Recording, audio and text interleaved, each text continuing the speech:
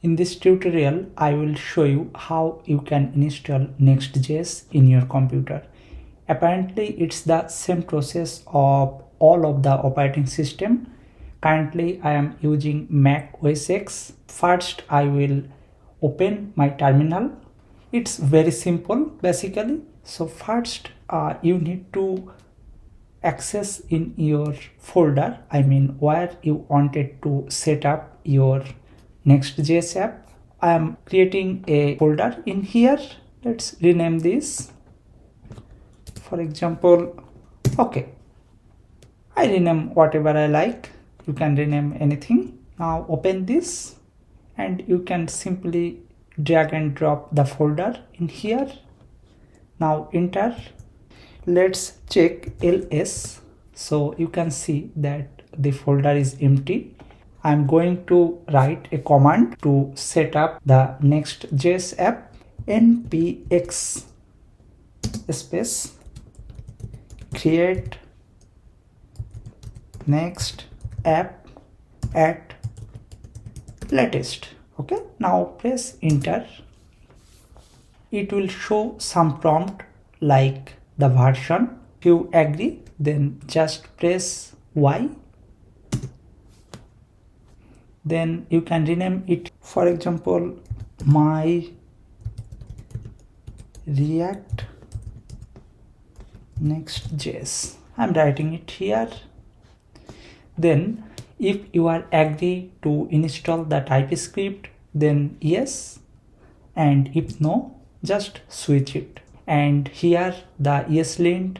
Obviously ESLint is very efficient for your coding. I am selecting this, but if you don't agree to select it, just select no.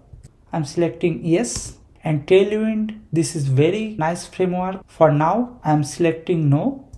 And src directory, if you want to like, then yes or no. I'm selecting no.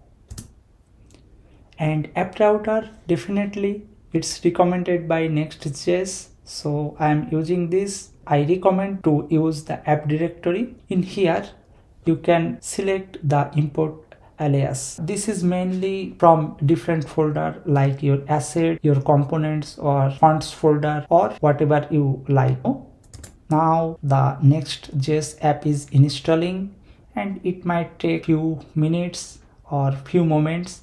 It depends on your internet speed. Yeah, it's done. If I access to the inner folder of React Next.js 14, what I created in my desktop, command ls, then I can see that there is another folder, what I name it when I install the Next.js app. If I access it here, cd space, then press your tab, then you can see the folder name, then press enter, then you can access it.